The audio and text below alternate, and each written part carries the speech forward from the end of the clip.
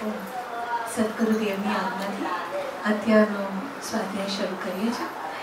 આજે 13મી જાન્યુઆરી 2014 શાંતિનિકેતન અને અત્યારનો આપણો સ્વાધ્યાય શરૂ કરીએ. સૌ પ્રથમ સ્તુતિ સમૂહમાં આપણે બધા સાથે સ્તુતિ લઈએ. અરિહંતો ભગવંત ઇન્દ્રમહિતા સીતાસ્ચ સિદ્ધિસિતા આચાર્ય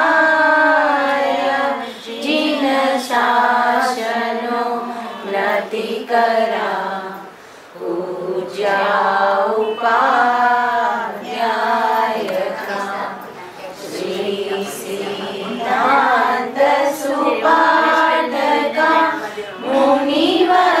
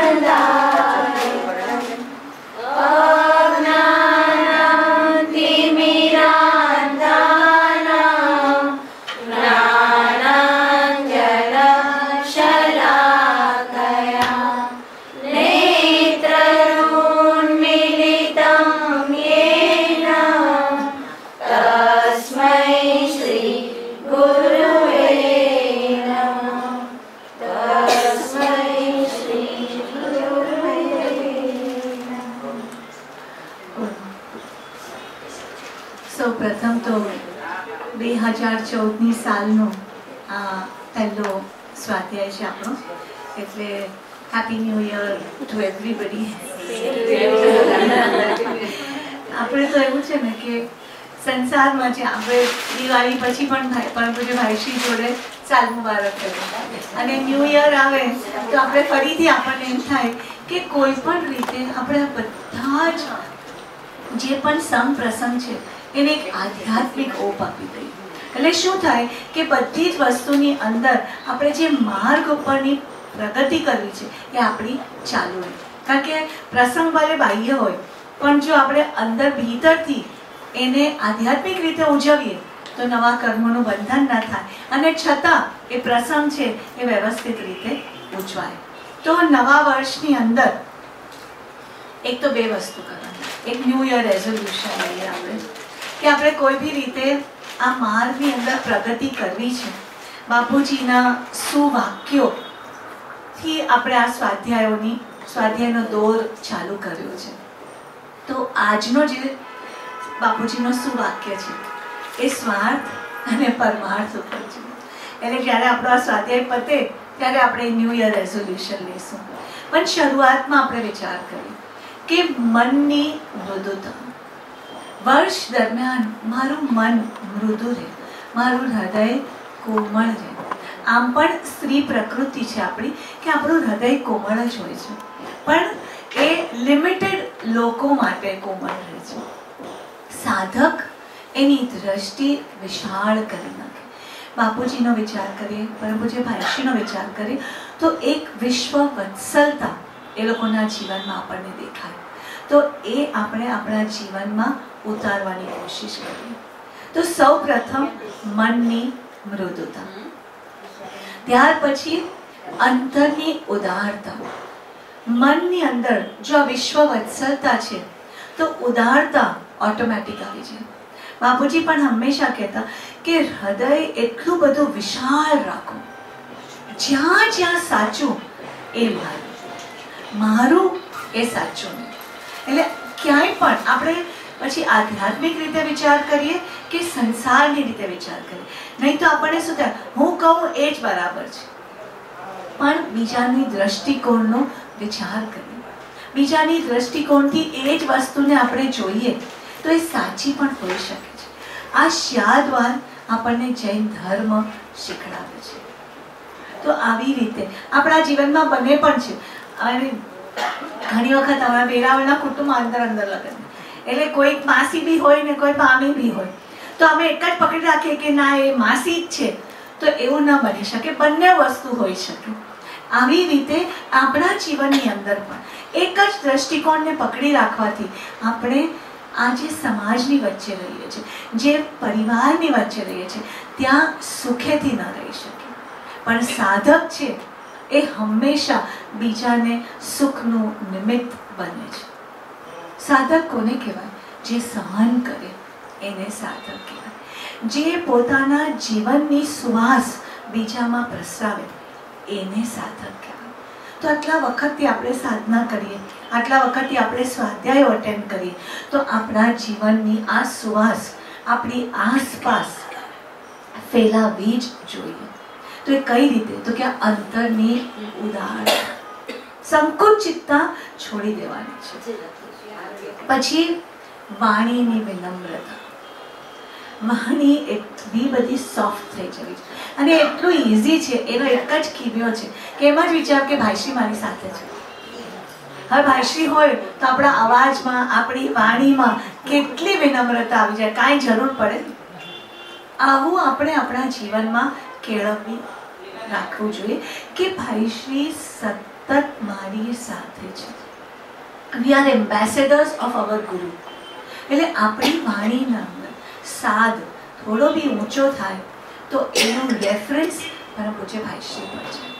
એટલે આપણે વિચાર કરીએ કે આપણા વાણીની અંદર આ વિનમ્રતા, આ ન્યૂ યરમાં આપણે આપણા જીવનમાં કઈ રીતે પરિવર્તન લાવવું છે એની આ બધી કડીઓ છે.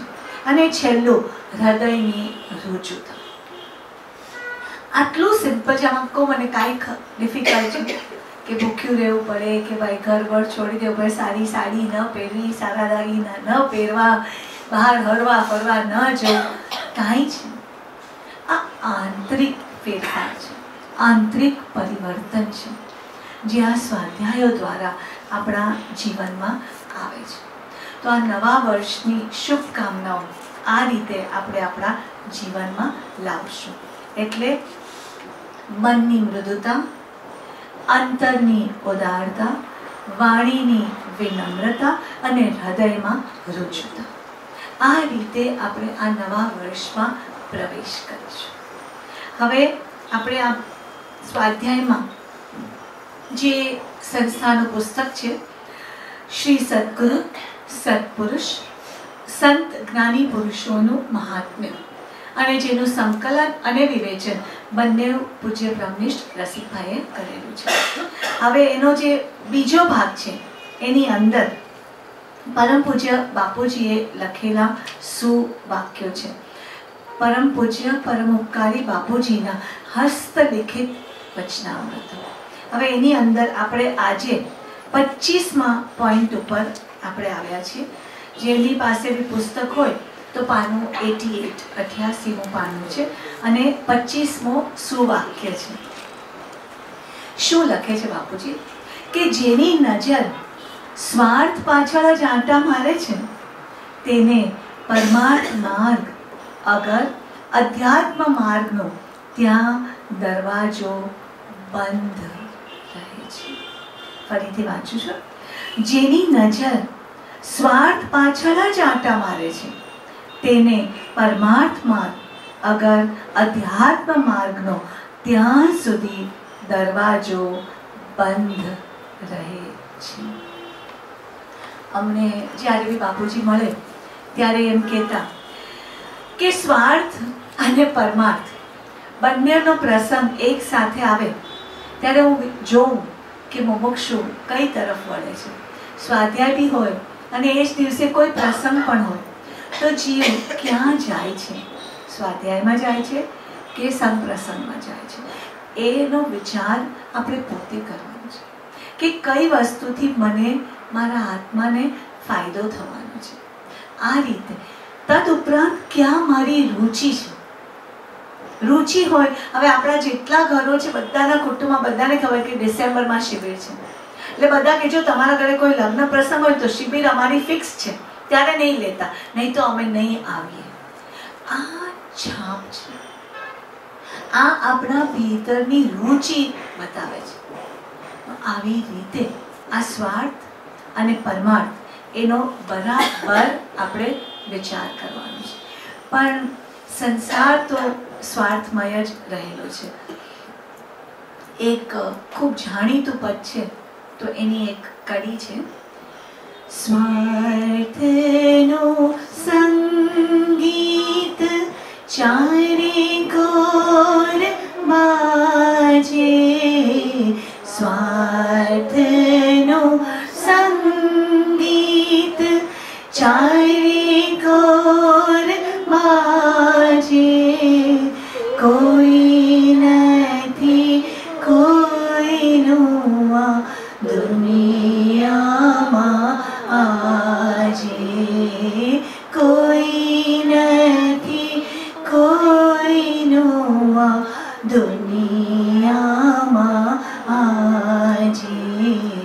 તનનો તંબુરો મારો બેસુરો થાય ના, ઝાંખો ઝાંખો દીવો મારો જોજે રે પૂજાય ના, ઝાંખો ઝાંખો દીવો મારો જોજે રે પૂજાય ના.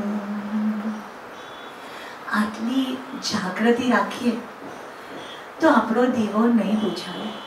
આ જાગૃતિ માટે જ આ સ્વાધ્યાય છે. કારણ કે સંસારનું આવું સ્વરૂપ આપણે બધા જાણીએ છીએ. સંસારના સ્વરૂપની આવી અનુભૂતિ પણ આપણને બધાને ક્યારે ને ક્યારે થયેલી છે. પણ છતાં એ સંસાર એટલો બધો મીઠો લાગે છે કે ક્ષણિક આ વસ્તુનો વૈરાગ્ય જગાડે. એ સ્વાર્થ, એ કોઈ અનબન, એ કોઈ આપણે બોલાચાલી, બસ હવે મારે તમારી સાથે વાત જ નહીં, મારે બધું છોડીને સાયલા જઈને બેસી જાય. થોડો વખત થાય ને એટલે વળી પાછું સંસાર આપણા પર સવાર થઈ જાય છે. એટલે શું થાય છે? સ્વાર્થની ઓળખાણ છે, પણ પરમાર્થની રુચિ જોઈએ એટલી જાગી નથી. એટલે સંસારને બદલી કરવાની આપણામાં તાકાત કે તેવડ જ નથી. ગમે તેટલી અત્યારે ઠંડી છે, શું બહાર ઊભી રહીને જોર જોરથી પોકાર કરું, ઠંડી તું ચાલી જા, ઠંડી તું ચાલી જા, તો શું એ ઠંડી ચાલી જવાની છે? પણ જો મને ખરેખર એ ઠંડી સતાવે છે તો મારે શું કરવું જોઈએ? કાનટોપી, સ્વેટર, મફલર, ઇનર, આ બધી શાલ, આ કંઈ પણ રીતે હું મારી જાતને પ્રોટેક્ટ કરી શકું છું. આવી રીતે સંસાર સ્વાર્થથી ભરેલો જ છે. મારે પરમાર્થનું કવચ પહેરવાની જરૂર પડે છે. માટે પરમાર્થને સમજવું, સ્વાર્થને સમજવાની કાંઈ જરૂર જ નથી. હવે વિચારતી હતી કે સ્વાર્થ માટે શું લખું, સ્વાર્થ માટે કાંઈ વિચાર કરું, પછી મને થયું સ્વાર્થ માટે શું કહેવાની જરૂર. કોઈ અહીંયા બેઠેલું એવું છે કે જેને ખબર નથી કે સ્વાર્થમાં શું થાય છે? સ્વાર્થી વ્યક્તિઓ સાથે કોઈ પોતાનો સ્વાર્થ સાધવા માટે છલ કરે, કપટ કરે, ક્રોધ કરે, માન કરે, માયા કરે, લોભ કરે, બધી જ પરિસ્થિતિઓથી આપણે વાકેફ છીએ. એટલે આજના સ્વાધ્યાયમાં આપણે સ્વાર્થનો કોઈ ઝાઝો વિચાર નથી કર્યો. માત્ર એટલો વિચાર કરી શકીએ કે ભૌતિક સુખ તરફની દોટ એ સ્વાર્થ છે. હવે પરમાર્થનો વિચાર કરીએ. પરમ અર્થ, પરમાર્થને બ્રેક કરીએ તો પરમનો અર્થી, એટલે પરમ એટલે જે ઉત્કૃષ્ટ છે, જે પરમ તત્વ છે, જે આત્મ સ્વરૂપ છે, એનો હું અર્થી છું. એને પ્રાપ્ત કરવા માટે હું જિજ્ઞાસુ છું. એને પ્રાપ્ત કરવા માટે હું આત્માર્થી છું. એને પ્રાપ્ત કરવા માટે હું મુમુક્ષુ છું. એટલે આપણે મોક્ષુ હોઈ શકીએ, જિજ્ઞાસુ હોઈ શકીએ, પરમ મોક્ષ હોઈ શકે, આત્માર્થી હોઈ શકે, ચિંતનની ભૂમિકાના સાધક હોઈ શકે, અથવા ઉચ્ચ શ્રેણીના હોઈ શકે. તો એ શું સાધીએ છે? તો કે પરમ તત્વ અથવા પોતાનો આત્મ સ્વરૂપ. હવે આપણે એના માટે પરમ કૃપાળુ દેવના થોડા વચનો ઉપર વિચાર કરીએ. પરમ કૃપાળુ દેવનો એક પત્ર છે, પત્રાંક 449, 449. કૃપાળુદેવ લખે છે, સર્વ પરમાર્થના સાધનમાં પરમ સાધન તે સત્સંગ છે. જો હું પરમનો અર્થી છું, જો મારે આ સ્વાર્થ તજી અને પરમાર્થ તરફ રુચિ વધારવી છે, તો how do I do it? તો અહીંયા કૃપાળુદેવ કહે છે કે સર્વ પરમાર્થના સાધનમાં પરમ સાધન, જો કોઈ ઉત્કૃષ્ટ સાધન હોય તો એ સત્સંગ છે. સત્પુરુષના ચરણ સમીપનો નિવાસ છે. કેટલું ઈઝી છે આપણી માટે. આપણને પરમ પૂજ્ય ભાઈશ્રી સાથે રહેવું તો કેટલું સહેલું છે. હવે જાન્યુઆરીની શિબિર આવે છે. જેને એમ થાય કે હું પરમાર્થનો અર્થી છું, મારે આ સ્વાર્થરૂપી સંસારની અંદર મારો દીવો ઝળહળતો રાખવો છે, તો મારે શું કરવું? આટલું જ કરવાનું છે કે સત્પુરુષનો સંગ કરવો, સત્પુરુષના ચરણ સમીપ નિવાસ કરવો. બધા કાળમાં એનું દુર્લભપણું છે, અને આવા વિષમ કાળમાં તેનું અત્યંત દુર્લભપણું જ્ઞાની પુરુષોએ જાણ્યું છે. આપણે એમ કહી શકીએ કે આપણી માટે તો એ અત્યંત સુલભ છે, કારણ કે જ્ઞાની પુરુષ છે, એમની ઓળખાણ થઈ છે, એમનું શ્રદ્ધાન છે, એમના વચનામૃતને આપણે સાંભળીએ છીએ, વારે ઘડીએ એને વાગોળીએ છીએ. અને પરમ પૂજ્ય ભાઈશ્રીનું જીવન જાણે આપણી માટે જ છે. એ પોતા માટે પોતાના જીવનમાં આટલો પણ સ્વાર્થ રહ્યો નથી. એમને એટલો સ્વાર્થ છે કે મુમુક્ષુ મોક્ષે જાણે, બસ આટલો સ્વાર્થ એમનો છે. તો આપણી પાસે જ્યારે આ તક છે, તો ત્યારે આપણે જેટલો બને એટલો સમય પરમ પૂજ્ય ભાઈશ્રીના ચરણ સમીપ નિવાસ કરવો, તો આ પરમાર્થની જે ભાવના છે એ વધુ ને વધુ ઉત્કૃષ્ટ બને, એને એક ઉત્તેજન ના મળે છે. અને હવે તો શું થઈ ગયું છે કે સ્વાધ્યાયો બી અપલોડ થાય છે. એટલે કદાચ આપણે આ શિબિર ડિસેમ્બરની ન કરીએ તો હજી તો ડિસેમ્બરની શિબિર પતિને જાન્યુઆરીના 10-12 દિવસ નથી થયા ત્યાં એ અપલોડ થઈ ગઈ છે. તો આપણે બરાબર એ નવધા ભક્તિ અને આશ્રય ભક્તિ અને છેલ્લે પરાભક્તિ પરમ પૂજ્ય ભાઈશ્રીએ એટલી બધી ઉત્કૃષ્ટ રીતે લીધી. જો આપણે એને સાંભળીએ, એના ઉપર વિચારણા કરીએ અને પછી એ વાક્યોને આપણે આપણા માનસ પટ પર અંકિત કરીએ, then what happens કે ઘડી ઘડીએ એ યાદ આવે, અને એ યાદ આવે તો આપણે એને અમલમાં મૂકી શકીએ. તો આવી રીતે પરમાર્થનું પરમ સાધન સત્પુરુષના ચરણ સમીપનો નિવાસ અથવા સત્સંગ. ત્યાર પછી એક બીજા પત્રની અંદર 459, 459 કૃપાળુદેવ કહે છે કે જો આપણે આ પરમાર્થ માર્ગમાં આગળ વધીએ છીએ, આપણે એમ વિચાર કરીએ કે હા હું મુમુક્ષુ છું, મને મોક્ષે જવાની ઈચ્છા છે, ભલે મને સંસાર પ્રત્યેની મૂંઝવણ ઉત્કૃષ્ટ નથી, પણ તો પણ મૂંઝારો થાય તો છે. મૂંઝારો ન થતો હોય, સંસારના સ્વાર્થની ખબર ન પડતી હોય, અથવા તો આ દુનિયામાં કોઈ કોઈનું નથી એવો ભાવ ન હોય, તો આપણે અત્યારે ભર બપોરે આરામથી પલંગ પર સુવાને બદલે અહીંયા સ્વાધ્યાયમાં કેમ આવ્યા છે? કારણ કે આ સ્વાર્થનો પરિચય આપણને બધાને છે, પણ પરમાર્થનો ઉત્કૃષ્ટ પરિચય કરવા આપણે બધા એકત્રિત થયા છે. તો અહીંયા કૃપાળુદેવ શું કહે છે કે પરમાર્થ માર્ગનું લક્ષણ એ છે, તો આપણે એનું લક્ષણ બતાવે છે કે જો ખરેખર ઉત્કૃષ્ટ રીતે આ સાધના આપણા જીવનમાં છે તો શું થવું જોઈએ?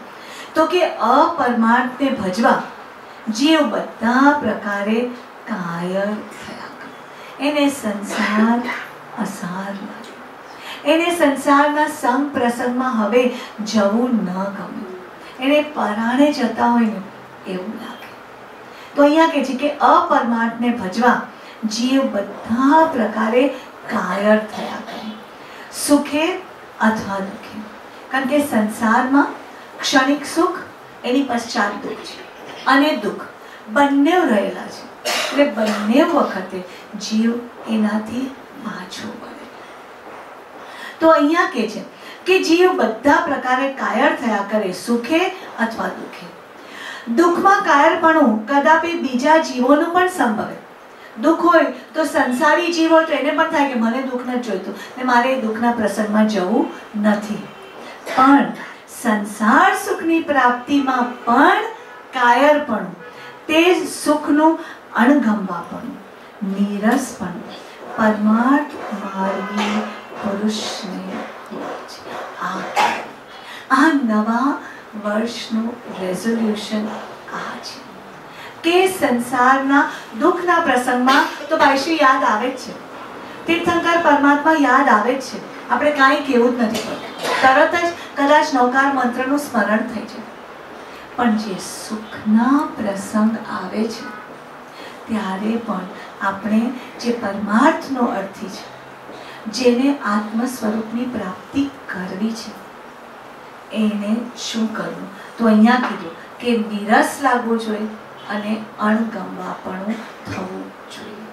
કારણ કે એ ક્યારે થાય કે સપોઝ કોઈ પણ પ્રસંગ બને છે, કોઈ પણ ઇન્દ્રિયનો વિષય છે, અથવા શરીરની પાંચેય ઇન્દ્રિયમાંથી ક્યાંય પણ આપણને રસ પડે છે, ત્યારે તરત જ બે વસ્તુ કૃપાળુદેવે કીધું છે. કૃપાળુદેવે કીધું છે કે પહેલું એના તુચ્છપણાનો વિચાર કરો, અને બીજું એની રિયાલિટીને સમજો. કોઈ પણ વિચાર, આપણે વિચાર કરીએ કે આપણને કોઈ સાડી ગમી, હવે મને એમ થાય છે કે મારે આ સાડી લઈ લેવી છે, એટલે એમાં મને રસ, રુચિ પડે છે. ત્યારે મારે વિચાર કરવો કે આ સાડી પહેરવાથી સુખ કેટલો વખત રહેવાનું, બીજી વખત પછી ત્રીજી વાર પહેરીએ ને ત્યારે એમાંથી રસ બધો ઉડી જાય. કારણ કે પહેલી બે વાર જ કોઈ કહે કે તમારી સાડી બહુ સારી, ક્યાંથી લીધી, કેટલાની લીધી, ઘરના અંગત હોય તો હું બી બીજી વાર તારી સાડી પહેરવા લઈ જઈશ, હા બહુ સરસ. પણ ત્રીજી વખત કોઈ એનો ઉલ્લેખ પણ કરવાનો છે, તો ક્યાં કયું એ સુખ? તો એ સુખનું તુચ્છપણું, એનો વિચાર કરો. કેટલું ક્ષણિક છે, ઇન્દ્રધનુષ જેવું ક્ષણિક છે, અને પછી એની પશ્ચાત દુઃખ રહેલું છે. જો બાય ચાન્સ એ સાડી આપણે કોઈને પહેરવા આપી અને એનાથી એના ઉપર ચાનો ડાઘો પડી ગયો, ફોલમાં નીચે બધું ખરાબ કરીને લઈ આવ્યા, અથવા તો ક્યાંય ભરાઈ ગઈ અને ફાટી ગઈ, શું થયું? દુઃખ, ક્લેશ, ક્રોધ, કષાયજનિત પરિણામ અને અત્યંત કર્મોનું બંધન. તો મારે એ સાડીમાં કેટલો રસ રાખવો એ આપણે પોતે વિચાર કરવો. આવી જ રીતે આહારનો વિચાર કરો. અત્યારે શિયાળો છે એટલે બધાના ઘરે કાંઈક ને કાંઈક તો બનેલું છે. અડદિયું હોય, મેથી પાક હોય, બદામ પાક હોય, પેલા કાળા તલનું કચરિયું હોય, સૂંઠ પીપળી મોરની ગોળી હોય, કાંઈ ને કાંઈ આપણે બનાવીએ છીએ. એ બનાવવા સાથે કોઈ પ્રોબ્લેમ નથી, પણ એમાં જે રસ છે, જે રુચિ રહેલી છે, એને આપણે કંટ્રોલ કરવો છે. જો આપણે બનાવી અને કોઈએ એના વખાણ કર્યા એટલે મારા માન ભાવનું પોષણ થયું. જો આપણને ખાવી છે અને પૂરી થઈ ગઈ એ જ ટાઈમે, તો અંદરથી ક્લેશિત પરિણામ થાય. હું જ બનાવું, હું બધા માટે કરું, પણ મારો ખાવાનો વારો આવે ત્યારે હોય જ નહીં ને. અને ભલે એક જ વાર બન્યું હોય તો બી યુનિવર્સલ સ્ટેટમેન્ટ કાયમ આવું જ થાય. હા, વોટ ઇઝ હેપનિંગ? હવે આટલો જ વિચાર કરવાનો છે કે એ સૂંઠની ગોળી મેં ખાધી, અથવા તો એ બદામ પાક મેં ખાધો, અથવા એ મેથી પાક ચાખ્યો, અથવા એ અડદિયું, અથવા કાળા તલનું કચરિયું, અંતે શું થવાનું છે? વિષ્ઠા થઈને બહાર આવવાનું છે. તો મારે એના પ્રત્યે કેટલો રસ રાખવો? ને કર્મ વિષ્ઠા તો શું બીજે સે બહાર આવે, ફ્લશ થઈ ગયા, ઓવર એન્ડ ફોરગોટન. પણ એની માટે બાંધેલા કર્મ એ મારા આત્મા પર ચીટકે છે. નોટ ઓનલી ધેટ, એ ચીટકે એટલે ગમે ત્યારે ઉદયમાં આવશે, પણ જેટલા પ્રદેશ એ મારા આત્મા પર, જેટલી સ્પેસ એ ઓક્યુપાય કરે છે, એટલો સ્પેસ મને મારો આત્મા દેખાતો નથી. મારો આત્મા એટલો મલિન થઈ ગયો છે. તો જે હું આ પરમનો અર્થી છું, જે મને મારા આત્મ સ્વરૂપની પ્રાપ્તિ કરવી છે, એ કઈ રીતે થશે? અરીસો જરાક મેલો હોય તો આપણે કેવું સાફ કરી દઈએ છીએ. જરાક આપણે ફ્રીજ પાસેથી રસોડામાંથી પસાર થયા અને ફ્રીજ ઉપર જરાક ડાઘો હોય તો કઈ ના મળે ને તો સાડીના છેડાથી બી લૂછી લઈએ. એટલી ક્લેનલીનેસ આપણને ગમે છે. એટલે આ સ્ત્રીની પ્રકૃતિ છે. જરાક કબાટ અસ્તવ્યસ્ત હોય તો આપણને એમ થાય વ્યવસ્થિત કરી નાખો. ક્યાંય પણ કોઈ પણ વસ્તુ, એક સાડીનો છેડો આમથી તેમ થાય તો આપણને એમ થાય હું વ્યવસ્થિત કરું. આ આપણી પ્રકૃતિ છે. તો બહુ સારું છે, પણ આ જ પ્રકૃતિને આપણે આત્મા તરફ વાળવાની છે. પ્રોબ્લેમ ક્યાં છે કે ટીવી પર ધૂળ હોય તો દેખાય, આપણા ઘરની અંદર ટેબલ પર ક્યાંય ઢોળાઈ ગયો હોય તો દેખાય, કપડા ઉપર કાંઈ પડ્યું હોય તો દેખાય.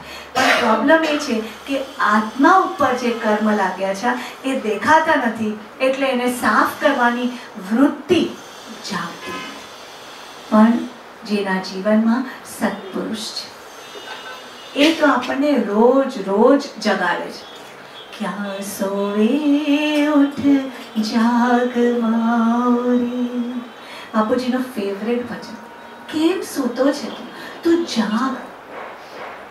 આ આયુષ્ય ક્ષણ ક્ષણ, ટીપુ ટીપુ ટીપુ ટીપુ પૂરું થઈ જાય છે. પછી ક્યારે કરીશું આપણે? તો અહીંયા આ વખતનો ન્યૂ યર રેઝોલ્યુશન છે કે હું પરમનો અર્થી છું. મારે આ સ્વાર્થનો ત્યાગ કરી અને પરમાર્થ તરફ મારી દ્રષ્ટિ, મારું વલણ અને મારા જીવનનું પ્રત્યેક કાર્ય, તન, મન અને મારો વિભાવિક આત્મા, આ ત્રણેયમાં હું ફેરફાર કરું છું. જે દ્રષ્ટિકોણ હતો એ હવે બદલાય છે. ધીમે ધીમે આપણે એને બદલી કરવાની કોશિશ કરીએ છીએ. તો અહીંયા આવી રીતે એને અણગમવાપણું અને નીરસ, આવી રીતે પ્રત્યેક પ્રસંગ આપણે પોતે જ જ્યારે રસ પડે ને ત્યારે પહેલા આ સ્વાધ્યાયનો વિચાર કરો કે મને એનો તુચ્છપણાનો વિચાર કરવાનો છે, અને એની પશ્ચાત 100% હું કહું છું કે એની પશ્ચાત દુઃખ છે ને છે. આપણે માત્ર એનો વિચાર કરવાનો. તો તરત જ એ રસ, એ રુચિ ઓછા થઈ જાય. ઓછા થઈ જાય એટલે કર્મોનું બંધન, કારણ કે રાગદ્વેષની પરિણતિ ઓછી થઈ જાય એટલે કર્મોનું બંધન ઓછું થવા લાગે. તો આ રીતે સ્વાર્થ, પછી આપણે વિચાર કર્યો પરમાર્થ. હવે આપણે વિચાર કરીએ અધ્યાત્મ. કારણ કે અહીંયા બાપુજીએ શું લખેલું છે? જેની નજર સ્વાર્થની પાછળ આંટા મારે. એટલે અત્યાર સુધી આ સંસારમાં આપણે રમમાણ રહેતા હતા. હવે એને પરમાર્થ માર્ગનો દરવાજો ક્યારે ખુલે? આપણે વિચાર કરીએ કે અહીંયા ઘર બંધ છે તો બેલ મારવી પડે ને, બેલ મારે કોઈ દરવાજો ખોલે. આવી રીતે આપણે જેટલી વાર દેરાસર જઈએ અને ઓલો ઘંટ વગાડે છે ને દેરાસરમાં, એટલી વાર આપણે વિચાર કરવાનો છે કે હું આ સ્વાર્થને તજી અને પરમાર્થનો ઘંટ વગાડું, એનો ડંકો વગાડું. તો શું થશે? ઓટોમેટિકલી અધ્યાત્મનો દરવાજો ખુલી જશે. એ ચાવી છે, આની કૂંચી છે, એનાથી બધા બંધ દરવાજા ખુલી શકશે. ઉઘડ્યા તાળા. આપણે કેટલી વાર આવા અલગ અલગ પદો ગાઈએ છીએ, એની વિચારણા કરીએ છીએ કે કઈ રીતે આપણા જીવનની અંદર અધ્યાત્મનો પ્રવેશ થાય. હવે આપણે વિચાર કરીએ કે અધ્યાત્મ, આજે આ વાક્યની અંદર 3 શબ્દો છે. સ્વાર્થ એટલે સંસાર, પરમાર્થ એટલે આત્મા, આત્માનો અર્થી એટલે આત્માની પ્રાપ્તિ કરવી છે. હવે એની માટે માર્ગ જોઈશે ને. એક કિનારો સ્વાર્થનો છે અને બીજો કિનારો પરમાર્થ છે. તો મારે જો સ્વાર્થ છોડીને પરમાર્થ તરફ જવું છે તો માર્ગ જોઈશે, રસ્તો જોઈશું તો એ અધ્યાત્મનો માર્ગ છે. તો યશો વિજયજી મહારાજ સાહેબ અધ્યાત્મ સારની અંદર આખો એક આપણે પ્રકરણ લખેલું છે કે અધ્યાત્મ સ્વરૂપ અધિકાર. પુસ્તકની શરૂઆતમાં જ આવી જાય છે કે અધ્યાત્મ શું છે અને અધ્યાત્મ સ્વરૂપનો અધિકાર. તો એના બીજા શ્લોકમાં યશો વિજયજી મહારાજ સાહેબ શું કહે છે કે જેમનો મોહનો અધિકાર નાશ પામે છે. સ્વાર્થ કોણ કરાવે છે? મોહ છે તો સ્વાર્થ થાય છે. મોહ ન હોય તો ક્યાંય સ્વાર્થ લાગે છે. કારણ કે જ્યાં પણ આપણે મારાપણાનો ભાવ કર્યો પછી ત્યાં જ આપણને એ ભાવ અભાવ, ગમવાપણું, અણગમવાપણું, રસ રુચિ અથવા નિરસપણું થાય છે. તો અહીંયા કહે છે યશો વિજયજી કે જેમનો મોહનો અધિકાર નાશ પામે છે તેઓની આત્માને લક્ષી જે શુદ્ધ ક્રિયા વર્તે છે તેને જીનેશ્વર ભગવાનો અધ્યાત્મ કહે છે. એટલી બધી સુંદર આ વ્યાખ્યા છે. આખો જે આપણો માર્ગ છે ને એ ભીતરનો માર્ગ છે. હમણાં અમે દર્શન કરવા ગયા હતા તો એટલા બધા ભવ્ય પ્રતિમાજી અને એટલા બધા સુંદર તીર્થંકરના નેત્રો આમ ભાવથી જ્યારે ગાઈએ ને તો આમ વિક્રમ ગાતો હોય ને તો આમ બધા જ અંદર ભાવ વિભોર થઈ જાય કે બસ તમે અમારા આ અધ્યાત્મના દ્વારો ભગવાન તમારા દર્શનથી અમારા અંદરના દ્વાર ખુલી જાય. તો વિક્રમ ગાયું હતું કે અજવાળા દેખાડો અંતર દ્વાર ઉઘાડો, અજવાળા દેખાડો અંતર દ્વાર ઉઘાડો, અજવાળા દેખાડો અંતર દ્વાર ઉઘાડો, અજવાળા દેખાડો અંતર દ્વાર ઉઘાડો. પ્રભુજી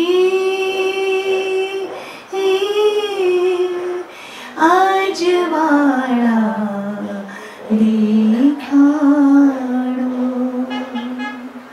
ત્યાં બેઠેલા બધાને એમ થાય કે હમણાં આપણા અંતરના દ્વાર ખુલી જશે.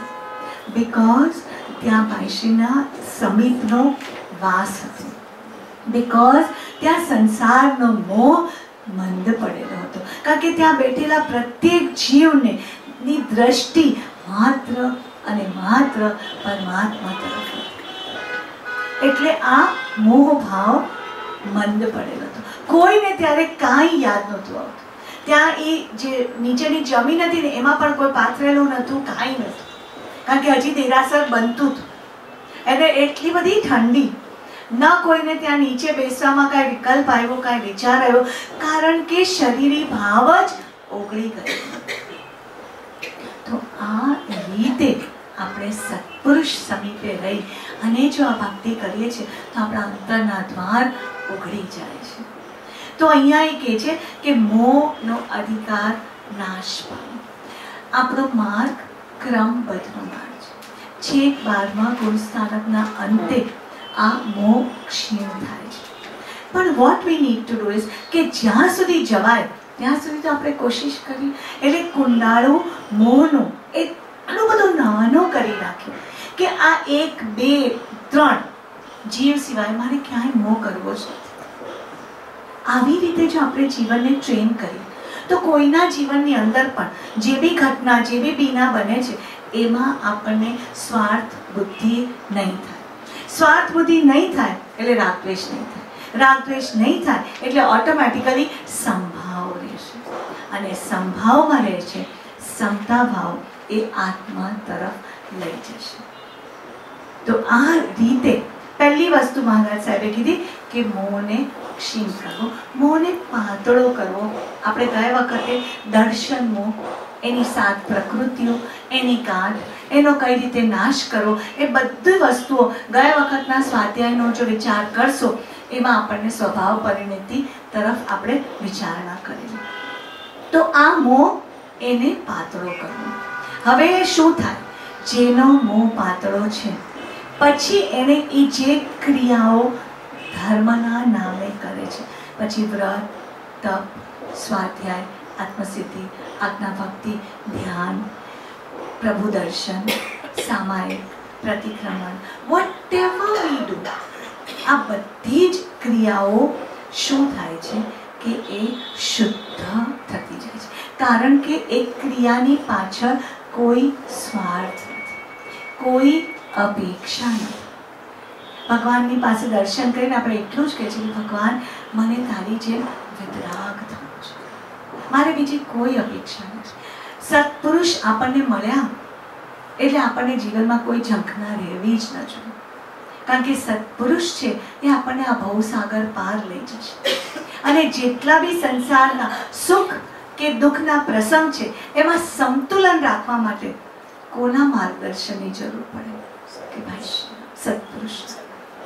પરમ પૂજ્ય માઈશ્રીએ કેટલા વખત સુધી એકાંત મૌન શિબિરની અંદર સમતા અધિકાર, સમતા શતક, કોન્સ્ટન્ટ સમતા ઉપર ભાર મૂક્યો છે કે કોઈ પણ રીતે આપણા આ રાગદ્વેષના પરિણામો છે એ મોડા થતા જાય. તો આ રીતે જે પણ ક્રિયા આપણે કરીએ છીએ તેને જીનેશ્વર ભગવાન અધ્યાત્મ કહે છે. હવે વિચાર કરો, એટલું બધું આની અંદર સૂક્ષ્મતા રહેલી છે. જો મોહ રહિત આપણે જમીએ ને, થાળીમાં જે પીરસાય, જે પણ વસ્તુ થાળીમાં મૂકેલી છે, જો એમાં મને આ ગમે છે અને આ નથી ગમતું, એ ભાવ નથી, તો એ અધ્યાત્મ છે. કોઈ દુકાનમાં આપણે કાંઈ બી કોઈની સાથે કંઈ પણ વસ્તુ કરવા ગયા અને જો એમાં ગમવાપણું કે અણગમવાપણું નથી, તો એ અધ્યાત્મ છે. આટલું સૂક્ષ્મ આ જૈન ધર્મ છે. કોઈને ખબર પડે, કારણ કે ભાવ કે અભાવ એ આપણે પોતે અંદરથી કરીએ છીએ. એટલે ગમે તેટલી મોટી પાર્ટીમાં આપણે કોઈના લગ્ન પ્રસંગમાં ગયા, પણ ભીતરથી મારો મોહ પાતળો પડી ગયેલો છે. તો કોઈની બી જોડે વાત બી કરું છું, ત્યાં જે પણ થાળી હશે, હવે તો જે લગ્નના જમણવારો હોય છે એની અંદર એટલી બધી વસ્તુ હોય છે, બટ સ્ટીલ જો આપણે કોઈ ભાવ નથી કરતા, કોઈ પ્રતિસાદ નથી આપતા, તો એ અધ્યાત્મ છે. ક્યાં મૂક્યું, ક્યાં લઈ ગયા આપણા ગુરુદેવ આપણને? કદી આપણા જીવનમાં આ સમજ હતી?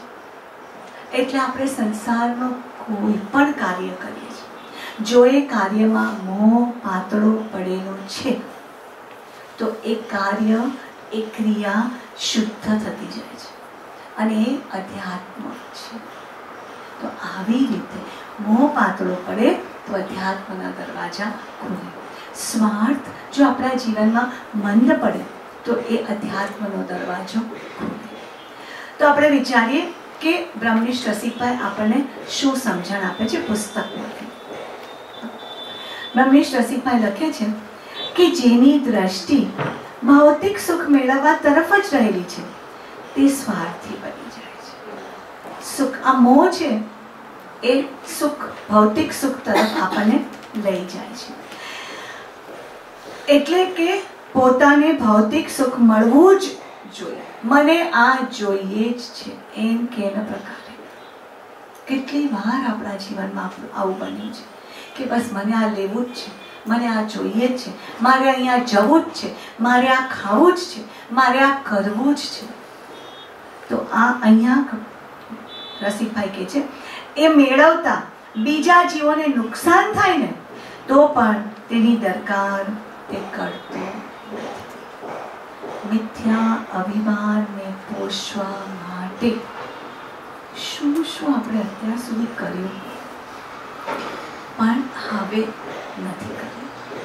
મેં કર્યું, અજ્ઞાનતાથી કર્યું, મોહવશ થઈને કર્યું. કર્મનો ધક્કો એવો લાગે છે કે ભાઈશ્રી છે, સત્પુરુષ છે, પણ છતાં હું મારી જાતને કંટ્રોલ ન કરી શકી. પણ ડઝન્ટ મેટર. જાગ્યા ત્યાંથી સવાર, જ્યારથી આપણે આ વિચાર કર્યો કે મારે અધ્યાત્મના દ્વાર ખોલવા છે, એટલે જેટલી વાર હવે હું એક ઘંટ વગાડું એટલી વાર મારે વિચારવાનું છે કે મારા ભીતરના દ્વાર ખોલ્યા કે ન ખોલ્યા.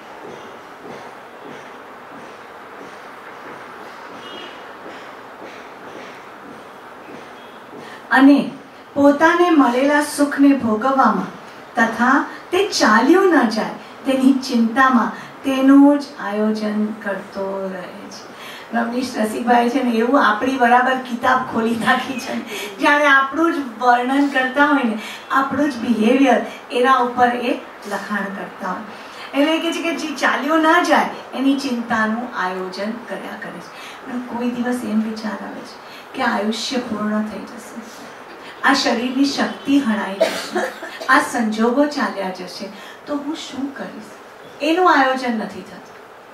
બીજું બધું આયોજન આપણે કરીએ છીએ, પણ આ ભાવ આપણને જાગૃત કરે છે કે સંસારનું આયોજન કરવું પડે. આપણે આપણી ડ્યુટીઝ છે, આપણે આયોજન ન કરે તો કાલે આજે સાંજે આયોજન કર્યા વગર આવ્યા હોય તો ઘરે જઈને રસોઈ કેવી રીતે કરશું? બધું કવાડો થઈ જાય. આયોજન કરવાનું છે, પણ પછી એની પાછળ જે રાગદ્વેષ થાય છે એ કરવાના નથી. એ પ્લાનિંગ કરીને સ્ટોપ. માયશ્રી કેટલું પ્લાનિંગ કરે છે શિબિર માટે? પ્લાનિંગ કર્યા વગર શું આપણને શિબિર કરે છે? પ્લાનિંગ કર્યા વગર આ જાત્રાઓ થાય છે. પ્લાનિંગ કર્યા વગર આટલો મોટો કલ્યાણ રાજ મંદિર બનવાનું છે સાઈલામ. પ્લાનિંગ તો આયોજન તો કરવું જ પડે, પણ એની પાછળ સ્વાર્થ હોવો ન જોઈએ. અને આપણે એવું આયોજન કરવું કે જે સમય છે એને આપણે બચાવી અને અધ્યાત્મ માટે એનો ઉપયોગ કરી શકીએ. તેમાં કોઈ જીવ આડો આવે, આ just read the hall thing is. હવે પહેલું આપણને સુખ, પહેલું એમણે શું કીધું કે સુખ, ભૌતિક સુખ મેળવવું છે. હવે એ મેળવવામાં બીજાનું નુકસાન થાય ને તો બી એની દરકાર નથી. પછી એ સુખ, કારણ કે કોઈની દરકાર કર્યા વગર સુખ તો મેળવી લીધું, પ્રાપ્ત કર્યું, હવે એ ચાલ્યું ન જાય એનું આયોજન પ્રયોજન ચાલે છે. હવે જો એમાં કોઈ વચમાં આડું આવ્યું તો એ તેમાં કોઈ જીવ આડો આવે તો તેનું અપમાન કરતા કે તેને કોઈ પણ રીતે હટાવી દેવાના પ્રયત્નમાં જ રાજદૂત. જરા કોઈ વચમાં આવ્યું એટલે એને કઈ રીતે દૂર કરવું, એમાં આપણો બધી શક્તિ આપણી એમાં ચાલી જાય છે, હણાઈ જાય છે. પછી એ દિવસે આટલો બધો ક્લેશ થયો હોય પછી કેવું આપણું ધ્યાન થાય? આટલા બધા કકડાટ કરીને આજ્ઞા ભક્તિ કે આત્મસિદ્ધિ કરીએ એમાં કેટલો જીવ, કેટલું આપણું મન એમાં પોરવાયેલું રહે. અને પછી બીજું સામેવાળા જીવ પણ એમ કે આટલું બધું મારી જોડે કકડાટ કરી અને પછી જઈને આત્મસિદ્ધિ કરે છે, ખાક વળશે? પણ સાચું છે ને કે આપણે કઈ રીતે કરી શકીએ? આવા સ્વાર્થી જીવ માટે પરમાર્થ માર્ગનો દરવાજો બંધ જ રહે છે. આમ પચાવી ન શકીએ આપણે એવું વાક્ય છે કે દરવાજો નહીં જ ખુલે, બંધ જ રહેશે. તે અધ્યાત્મ માર્ગમાં, મોક્ષ માર્ગમાં આગળ વધવા સમર્થ થઈ શકતો નથી. જે શક્તિ જોઈએ છે એ શક્તિ સંસારમાં, સંસારી ભાવમાં, સ્વાર્થને પોષવામાં, પોતાના અહમને પોષવામાં વ્યર્થ થતી જાય છે. તો અહીંયા કહે છે પછી એની પાસે શક્તિ ક્યાંથી રહે પરમાર્થ માટે? જો તે પોતાના આડો જે સ્વાર્થનો પાટો બાંધેલો છે તેનો ત્યાગ કરે, દૂર કરે, તો સાચી વસ્તુ સ્થિતિ શું છે તે તરફ દ્રષ્ટિ જાય. બસ આ પાટો બાંધેલો છે ને સ્વાર્થનો, એ ખોલી નાખે તો સમ્યક દ્રષ્ટિપણું આવે. તો આપણે સાચી દ્રષ્ટિથી બધી જ વસ્તુઓને જોઈ શકીએ. ભલે સંસાર છે, આ શરીર છે એટલે બધું જ રહેવાનું, સગાવાલા રહેવાના, પરિવાર રહેવાનો, ઘર રહેવાનું, મિલકત રહેવાની, આપણી બધી જ વસ્તુઓ રહેવાની. પણ શરીર જ મારું નથી તો એ બધી વસ્તુઓ પ્રત્યે મારાપણાનો જે ભાવ છે ને એ ભાવ મંદ થતો જાય. હમણાં અમે જાત્રામાં ગયા તો કોઈકની એક વસ્તુ ખોવાઈ ગઈ તો એને શું કીધું? ચલો મારો મોહ એના પ્રત્યેથી ઓછો થયો. આ દ્રષ્ટિકોણ છે. આ જેના આંખ ઉપર મોહનો પડલ નથી એ આ વિચાર કરી શકે કે ગઈ તો કાંઈ વાંધો નહીં. આપણે ત્યાં છોટા બાપુજી હતા, બાપુજીના સદગુરુ, એમના હયાતીમાં જ બધા જ, એમનો આખો પરિવાર બધું જ એમના હયાતીમાં દેહ ત્યાગ કર્યો. એની દીકરી, દીકરાઓ બધા જ. તો એમણે શું વિચાર કર્યો? કે મારો સંસાર અહીંયા જ આટોપાઈ ગયો છે. આટલું પણ દુઃખ એમને નહોતું કે જેની સાથેનું ઋણાનુબંધ હતું એ બધા અહીંયા પૂરા થઈ ગયા.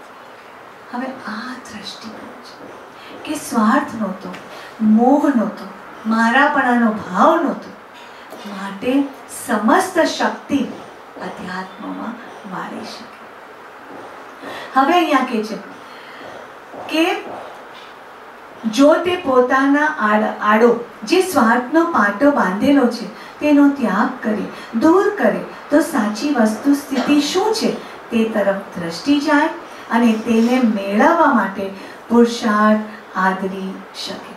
સાચું હોય, સુખ મળતું હોય તો એને મેળવવાનો પ્રયત્ન અથવા એની કોશિશ આપણે બધા જ કરવાના છે. તો તેના માટે પરમાર્થ માર્ગનું આરાધન કરવાનું શક્ય બની શકે. તો એક પેરેગ્રાફમાં રસિકભાઈ લખે છે મોક્ષ માર્ગનો દરવાજો ખુલી જાય, અને આગલા પેરેગ્રાફમાં લખે છે નહીં તો અધ્યાત્મ પરમાર્થ માર્ગનો દરવાજો બંધ જ રહે. એટલે જ્ઞાની પુરુષની આ શૈલી છે કે આપણને બતાવે કે આ આપણો પ્રોબ્લેમ છે, આ આપણો દોષ છે, અને આવી રીતે આપણે એમાંથી બહાર નીકળીએ તો આ રીતે એનું સોલ્યુશન છે. તો આવી રીતે આપણે થોડા હજી વધારે પરમ કૃપાળુ દેવના વચનોનો વિચાર કરીએ અને પછી નાનકડી આપણે એક ઉત્તરાધ્યાન સૂત્રમાંથી એક સ્ટોરી નથી પણ એક વાર્તાલાપ છે એનો વિચાર કરીશું. તો અહીંયા કૃપાળુદેવ કહે છે કે જીવ વિભાવ પરિણામમાં વર્તે તે વખતે કર્મ બાંધે. ગયા વખતના સ્વાધ્યાય બરાબર આપણને યાદ છે કે ચારિત્ર એટલે સ્વભાવ પરિણતિ. હું વિભાવમાં છું તો કર્મનું બંધન થાય, અને સ્વભાવ પરિણામમાં પ્રવર્તે તે વખતે કર્મ બાંધે નહીં. એમ સંક્ષેપમાં પરમાર્થ કયો છે. આ પરમાર્થનો અર્થ કે વિભાવ પરિણતિનો ત્યાગ કરો, સ્વભાવ પરિણતિને અંગીકાર કરવો. પણ જીવ સમજે નહીં તેથી વિસ્તાર કરવો પડ્યો અને જેમાંથી મોટા શાસ્ત્રો રચાયા. વિચાર ગયા વખત એટલે બાપુજીનો આપણે કેટલું સરસ વિચાર કે ચારિત્ર સ્વભાવ પરિણતિ આ જ મારા જીવનનો ધ્યેય છે. પછી કૃપાળુદેવનું એક બીજું વાક્ય છે પોતાના પક્ષને છોડી દે જે સદગુરુના ચરણને સેવે તે પરમાર્થને પામે અને આત્મ સ્વરૂપનો લક્ષ્ય તેને થાય છે. શું કરવાનું છે? પોતાનો પક્ષ એટલે સ્વાર્થ, સ્વચ્છંદ ભાવ આ આપણે છોડી દેવાનું છે અને સદગુરુના ચરણના સમીપનો વાસ, તેમની આજ્ઞાનું એક નિષ્ઠાએ પાલન. then what happens? આત્મ સ્વરૂપનો લક્ષ્ય થાય. કેટલો સહેલું અને કેટલો પોઝિટિવ આપણો આ માર્ગ છે. પછી કોઈ પણ જીવ પરમાર્થને ઈચ્છે, આપણે બધા પરમાર્થને ઈચ્છીએ છીએ, તો કે કોઈ પણ જીવ પરમાર્થને ઈચ્છે અને પછી વ્યવહારિક પ્રસંગમાં પણ પ્રીતિ રાખે, એ બી આપણે રાખીએ. એટલે આપણે તો બંને વાક્યમાં આમ વિચાર કે કૃપાળુદેવ અહીંયા બેઠા છે આપણી સમક્ષ અને પહેલો સવાલ પૂછે કોઈ પણ જીવ પરમાર્થને ઈચ્છે, આપણે કહેતા કહેવાય. પછી કૃપાળુદેવ કે અને વ્યવહારિક સંગમાં પ્રીતિ રાખે તો પાછું આપણે હાથ કરીએ અને પરમાર્થ પ્રાપ્ત થાય એમ તો કોઈ કાળે બને જ નહીં. એટલે આ રીતે આ આપણે વિચાર કરો કે દૂધ ને દહીં બેમાં તો પગ નહીં જ મુકાય. તો આવી રીતે આપણે આ સ્વાર્થનો વિચાર કર્યો કે સંસારી ભાવ, મોહ ભાવ, શરીરી ભાવ, મારાપણાનો ભાવ. હવે એમાંથી દુઃખ તો આપણને લાગે જ છે, એમાંથી દુઃખની અનુભૂતિ પણ આપણને વહેલે મોડે ગમે ત્યારે થયેલી જ છે. માટે પરમાર્થ તરફ જવું છે. પરમાર્થ તરફ જવાનો રસ્તો કે શું કરવાનું છે તો કે મોહને પાતળો કરી અને સત્પુરુષના ચરણ સમીપ નિવાસ. જ્યારે સત્પુરુષ નથી તો એની આજ્ઞા એ સેતુ છે, એ બ્રિજ છે બિટવીન મી એન્ડ માય સદગુરુ.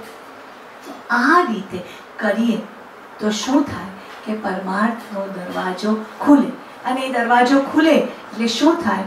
પોતાના જ આત્મ સ્વરૂપની દર્શન થાય. અથવા એનો આવિર્ભાવ થાય, અથવા એનો સાક્ષાત્કાર થાય, અથવા એ પ્રકટ થાય, એટલે એની અનુભૂતિ થઈ જાય. હવે એની માટે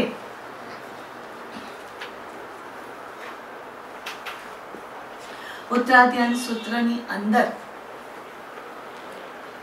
એક સ્ટોરી છે. મને ચંદ્રેશ બહુ યાદ આવે છે. જ્યારે હું આ લખાણ માટે તૈયારી કરતી હતી ને ગઈકાલે, ત્યારે મને એટલી બધી એની યાદ આવી, કારણ કે ચિત્ત અને સંભૂતિ એનું નાટક ચંદ્રેશ અને કલ્પેશે એટલું અદ્ભુત રીતે કરેલું. પહેલાં મને એમ હતું કે સ્વાર્થ માટે કોઈક એવી સ્ટોરી લેવી, પછી મને એમ થયું કે આપણે બધા જ એનાથી પરિચિત છીએ, કે આપણા બધાના જીવનમાં ક્યારે ને ક્યારે બનેલું છે. અને ત્યારે મને થયું કે આપણે એવો વાર્તાલાપ લઈએ કે જેનાથી આપણે જાગૃત થઈ શકીએ, આપણને પણ એ ઢંઢોળીને એ જાય. અને આ વાર્તાલાપમાં એવું છે કે એ બ્રહ્મદત્ત ચક્રવર્તી ઢંઢોળાતા નથી, જાગતા નથી, તો એ નરકે જાય છે. અને ચિત્તમુનિ એ પોતાનું કાર્ય કરી અને મુક્તિની પ્રાપ્તિ કરે છે. તો અહીંયા લગભગ તો બધાને ખબર હશે, પણ છતાં બી એક થોડું એનું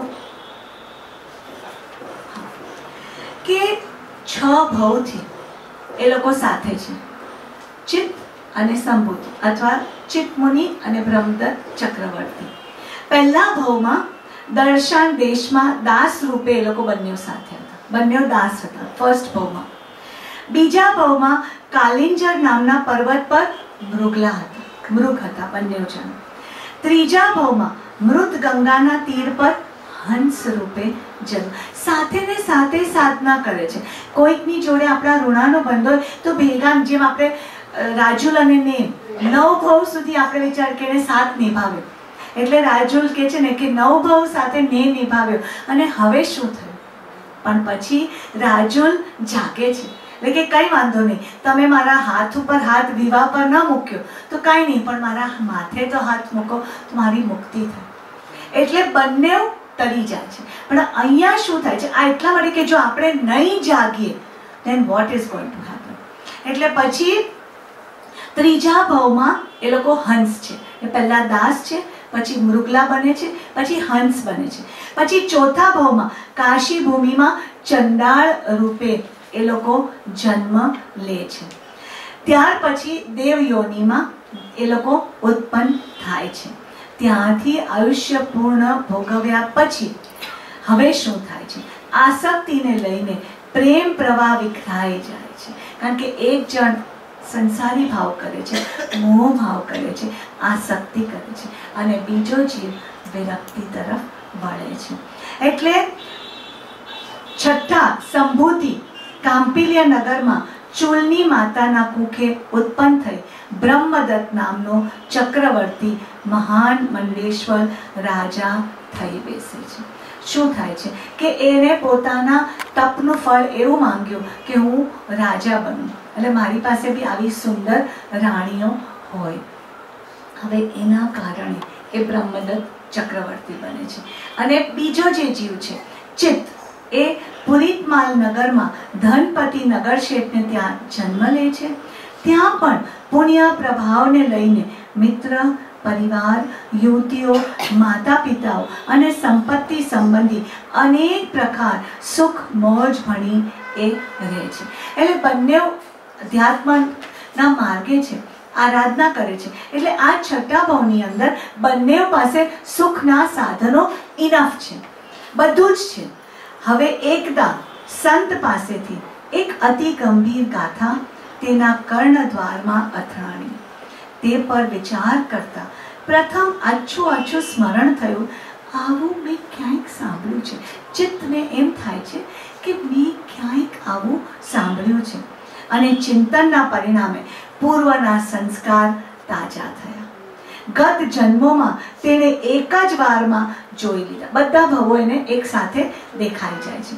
અને તે જ ક્ષણે સર્પ કાચલીને છોડી દે તે માતા પિતા સ્વજનોના સ્નેહ, રમણીઓના ભોગ વિલાસ અને સંપત્તિના મોહને છોડી દીધા અને અપૂર્વ યોગી બની અભિનિષ્ક્રમણ કર્યું. એ દીક્ષા અંગીકાર કરી સંસારનો ત્યાગ કરી અને હવે ચિત્ત છે એ ચિત્ત મુનિ બની જાય છે. હવે આ બાજુ શું થાય છે કે બીજી તરફ બ્રહ્મદત્ત છે એ તો ચક્રવર્તી છે અને સંસારના મોજ શોખની અંદર એ રચ્યો પચ્યો રહે છે. હવે એને યાદ આવે છે, એટલે કે એને પણ પોતાના પૂર્વના ભવો યાદ આવે છે અને પછી એ ચિત્તને શોધવા માટે નીકળે છે. હવે તો રાજા છે એટલે એક કડી બનાવે છે 4 ભવોની અને એ કહે છે કે જે આ કડી પૂરી કરે એટલે તમે મારી પાસે લઈ આવજો. એટલે એમ સ્ટોરી આગળ વધતા વધતા બંને ચિત્ત અને બ્રહ્મદત્ત સામ સામે આવે છે. હવે એ લોકોનો જે આ વાર્તાલાપ છે એ શું થાય છે? પહેલા આ ઉત્તરાધ્યાન સૂત્ર છે ભગવાન મહાવીર સ્વામીનો છેલ્લો બોધ. જો હવે શું કહે છે? શુભ કર્મ હોય તો સારી ગતિમાં તેનું આકર્ષણ થાય અને અશુભ કર્મ હોય તો માઠી ગતિમાં જાય. મૃત્યુ થયા બાદ ચિતામાં રાખેલા તેના તે અસાર ચેતન રહિત શરીરને અગ્નિથી બાળી અને જ્ઞાતિજનો પુત્ર અને સ્ત્રી વગેરે તેને થોડા વખતમાં ભૂલી જઈ બીજા માલિકને અનુસરે છે. આ આપણો જે સ્વાર્થ છે એને જાગૃત કરવા માટેનો બોધ. વિશ્વમાં સૌ કોઈ સ્વાર્થ પૂરતું જ સપણ રાખે છે. આપણને આ ખબર છે, પણ આ બોધથી આપણી ભીતર જો ક્યાંક બી એ સ્વાર્થ જાગે, ક્યાંક બી સંસાર પ્રત્યે રસ રુચિ જાગે તો વી હેવ ટુ વિથડ્રો અવરસેલ્ફ. તો કે છે અહીંયા ભગવાન કે વિશ્વમાં સૌ કોઈ સ્વાર્થ પૂરતો જ સપણ રાખે છે. એક તરફનો સ્વાર્થ ગયો એટલે સૌ કોઈ બીજાને અનુસરવાના છે. સ્વાર્થ સરી જાય પછી કોઈ પૂછે છે પણ આપણે વિચાર કરો. હે રાજન, આયુષ્ય તો જરા પણ વિરામ લીધા વિના નિરંતર ક્ષય થતું રહે છે. હવે શું થાય છે કે રાજા બ્રહ્મદત્ત ચિત્તને કહે છે તું મારો મિત્ર છે, તું મારો આટલા ભવોનો સાથી છે અને મારી પાસે આટલી સુખ સાહેબી અને તું જંગલ જંગલ ભટકે છે, તો આવી જા ને મારી જોડે જ રહે, હું તને મારું બધું છે તને આપવા તૈયાર છું. પણ આ તો વૈરાગી સંત છે એટલે એને સમજાવે છે હે રાજન, આયુષ્ય તો જરા પણ વિરામ લીધા વિના નિરંતર ક્ષય થતું રહે છે. જેમ જેમ દિવસો વધે તેમ તેમ આયુષ્યકાળ ઓછો થાય છે. આ હરેક વર્ડ્સ ઉપર વિચાર કરવાનો છે. તદુપરાંત આ ભગવાન મહાવીરની વાણી છે. જેમ આપણે કૃપાળુદેવના શબ્દોનો વિચાર કર્યો એમ આ ભગવાન મહાવીરના વૈરાગ્ય પ્રેરિત શબ્દો છે. એનાથી આપણે આપણા સ્વાર્થને કાબૂમાં લઈ શકીએ. ભલે આ વસ્તુ આપણને ખબર છે પણ ભૂલી જવાય છે, કન્વિનિયન્ટલી વી ફોરગેટ. એટલે અહીંયા કહે છે કે જેમ જેમ દિવસો વધે તેમ તેમ આયુષ્યકાળ ઓછો થાય છે. જેમ જેમ જરા અવસ્થા આવતી જાય છે તેમ યૌવનની કાંતિ હરાતી જાય છે. માટે હે પંચાલના રાજેશ્વર, આ વચનને સાંભળી અને મહાઆરંભ, હિંસા તથા વિષય આદિના ભયંકર કાર્યોને તું ન કર, તું એને છોડી દે. આપણે પણ કોઈ પણ કાર્ય કરતા હોય છે, હોમ, આરંભ, પરિગ્રહ, એ બધા હિંસાના કાર્યો છે. હિંસાના કાર્યો ડઝ નોટ મીન કે આપણે ખરેખર કોઈની હિંસા કરીએ છીએ, પણ આત્મામાં જાગૃતિ નથી રાખતા. એ કોઈ પણ કાર્ય આપણે જેનાથી કર્મોનું બંધન થાય છે તો એનાથી આપણે આપણી જાતને બચાવવાની છે. આપણે બીજા કોઈની હિંસા નહીં પણ આત્માની, આત્મા ઉપર કર્મનો આમ લદાયેલા રહે છે અને એના કારણે સ્વરૂપના દર્શન થતા નથી. એના કારણે એના આંતરિક જે આપણી અંદર રહેલું સુખ છે, પ્રેમ છે, જ્ઞાન છે, એ કાંઈ આપણને જણાતું નથી. તો અહીંયા એ કહે છે કે તું આ ભયંકર કાર્યો ન કર. ચિત્તના એકાંત વૈરાગ્ય ઉત્પાદક અનુભવના વચનો સાંભળી બ્રહ્મદત્ત, સંભૂતિ, જે સંભૂતિનો જીવ છે અત્યારે બ્રહ્મદત્ત છે, તો એ બોલ્યા હે સાધુ પુરુષ, જે આપ કહો છો તે હું પણ હવે જાણી શકું. કારણ કે એને પૂર્વનું યાદ તો આવી એટલે તો એને ખબર પડી કે સંભૂતિ મારાથી છૂટો પડી ગયો છે. એટલે કહે છે કે હું જાણું છું આ ભોગો જ મને આસક્તિ બંધનના કારણરૂપ છે. પરંતુ હે આર્ય, અમારા જેવા દુર્બળથી ખરેખર તે દૂર જાય છે. આસક્ત પુરુષોથી કામ ભોગો છૂટવા દુષ્કર છે. એટલે એ પોતાની જાતને કે હું દુર્બળ છું, હું તારા બધા વચનોને સમજું છું, પણ હું એને અમલમાં મૂકી શકતો નથી. આવું આપણા જીવનમાં બી કેટલી વાર બને છે. ક્રોધ આવેશમાં આવ્યા હોય ત્યારે શું આપણને ખબર નથી કે મારે ગુસ્સો ન કરવો જોઈએ? શું આપણને ખબર નથી કે આ ક્રોધ કરવાથી મને જ કર્મનું બંધન થવાનું છે? શું આપણને ખબર નથી કે હું ક્રોધ કરું છું પણ સામેવાળાને કાંઈ ફરક પડતો નથી? Steel we do it because આપણે લાચાર છીએ, દુર્બળ છીએ. એવી રીતે રાજા બી અહીંયા કબૂલ કરે છે કે અમારા જેવા દુર્બળથી ખરેખર એ દૂર જાય છે. એટલે હું આસક્તિનો જય મેળવી શકતો નથી અથવા અનાસક્ત રહી શકતો નથી. હે ચિત્તમુનિ, તેથી જ હસ્તિનાપુરમાં મહાસમૃદ્ધિવાળા સનતકુમાર ચક્રવર્તીને જોઈ હું કામ ભોગોમાં આસક્ત થઈ ગયો અને અશુભ એવું નિયાણું થોડા માટે ઘણું ત્યાગવું કરી દીધું. શું થાય છે કે સનતકુમાર ચક્રવર્તીના પત્નીના વાળ ખાલી એમને સ્પર્શે છે અને એમાં એ આસક્ત થાય છે અને પછી એ નિયાણું બાંધે છે કે જો મારું તપ સાચું છે તો મને આવા જ મોજ શોખના પ્રસંગો મળે અને માટે એ ચક્રવર્તી બને. એટલે એને એ પણ યાદ છે કે શું કામ એમે આ ચક્રવર્તી બન્યા. તે નિદાન કર્યા પછી પણ તમારા કહેવા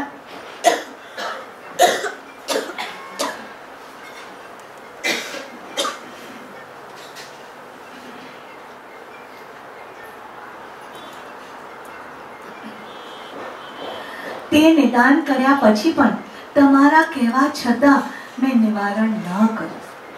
મિત્રો, તચિત તો એને સતત સમજાવે છે. તેથી જ આ ફળ મળ્યું છે અને ધર્મને જાણવા છતાં પણ કામ ભોગોની આસક્તિ હું છોડી શકતો નથી. વાસના જાગ્યા પછી પણ જો ગંભીર ચિંતનથી તેનું નિવારણ થાય તો પતિત થતા બચી જવાય. જેમ રસિકભાઈ કીધું ને કે દરવાજા બંધ છે પણ દરવાજા ખુલી પણ શકે છે. એવી જ રીતે આ કોઈ પણ સંસારી ભાવ, કામ ભોગ કામ વાસના એકલાની વાત નથી. કોઈ પણ સંસારી ભાવ, કોઈ પણ સ્વાર્થના પ્રસંગની અંદર જ્યારે આપણે તણાઈ જઈએ છીએ ત્યારે ગંભીર ચિંતન કરવું. કૃપાળુદેવે કીધું એમ કે એ પ્રસંગની તુચ્છતાનો વિચાર કરો, એની રિયાલિટીનો વિચાર કરો કે આ સુખ કેટલો વખત અને સુખની પશ્ચાત દુઃખ આવશે ત્યારે શું આ બધા મને ભોગવવા મદદ કરવાના છે? કોઈ આપણને મદદ કરે છે? કર્મ આપણી પાસેથી કોઈ લઈ શકે? ગમે તેટલું વેદના થાય તો કોઈ પ્રેમ કરે છતાં એ કહે પણ કે મને આપી દો તમારું દુઃખ, પણ આપણે દુઃખ આપી શકીએ છીએ? આપણે પોતે કરેલા કર્મ ભોગવવા પડે છે. આ ચિંતન છે. અને કયો શબ્દ ભગવાને વાપર્યો છે? ગંભીર ચિંતન. બસ આ રીતે મન મળ્યું છે તો સુવિચારણા, સુવિવેક જગાડી અને આ ચિંતન કરવાનું છે. જે જીવોને સાધનાનો માર્ગ છે એને પોતાના સાધન ઉપર જઈ અને મનને ત્યાં સ્થિર કરવું. જે ચિંતનની ભૂમિકામાં છે એને તો હું આત્મા છું, આત્માના 6 પદો, આત્માના ગુણ લક્ષણો, એનું ચિંતન કરવાનું છે કે આ મારું સ્વરૂપ નથી, આ શરીર તો એક દિવસ અંતે થવાની છે ખાક, તો શું કામ મારે એનો મોહ કરવો? આ ચિંતન, આ કડી છે, આપણને આપેલું ટીપ છે. આપણે જે પણ સ્વાધ્યાયની અંદરથી નાની નાની ટિપ્સ મળે ને એ યાદ રાખવાની. હવે જ્યારે આવો કોઈ પણ સંગ પ્રસંગ બને, કારણ કે આપણે જેમ મોહનું સર્કલ નેરો કરીએ ને એટલે આ જે પ્રસંગો બનવાના છે ને કશાયજનિત પરિણામોના, એ પણ લિમિટેડ થઈ જશે. કારણ કે મોહ છે તો એ રાગદ્વેષ કરાવે છે. એટલે જ્યારે જેવું આપણે વિચાર થાય કે મને, આપણે વિચાર કરીએ કે મને સપોઝ આપણા ઘરમાં મને આની જોડે અનબન છે, અથવા આપણા 2 દીકરાઓ ને આપણે મને આની જોડે ફાવે ને આની જોડે ન ફાવે, તો જેવો એ પ્રસંગ આવે પછી એ સુખનો હોય જેની જોડે બને છે એ આવે, અથવા તો દુઃખનો હોય જેની જોડે નથી બનતું, બંને વખતે ગંભીર ચિંતન. I want to save myself. કર્મથી મારે મારા આત્માને બચાવવો છે. એટલે આ ગંભીર ચિંતન. હવે જળ પીવા જતા, કેટલું સરસ એક્ઝામ્પલ છે, સાંભળજો. જળ પીવા જતા કાદવમાં ખૂંચી ગયેલો હાથી કાંઠાને જોવા છતાં તેને પામી શકતો નથી. આપણને પણ દેખાય જ છે. શું આપણે પરમ પૂજ્ય ભાઈશ્રીના મુખની પ્રસન્નતા નથી જોઈ? શું આપણે નથી જોતા કે કેવા સતત આનંદમાં છે? કોઈ પણ પ્રસંગ બને એ ચલિત થતા નથી.